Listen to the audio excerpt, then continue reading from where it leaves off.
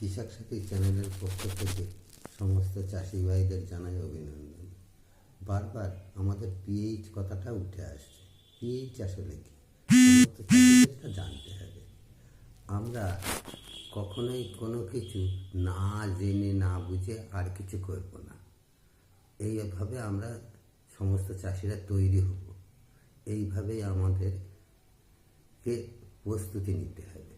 আমরা সারের দোকানে গিয়ে তাদের কাছে বলবো আমাদের এই হয়েছে, কী সার দেব, কী করব, না করে আমরা নিজেরাই সব কিছু বোঝার চেষ্টা করি।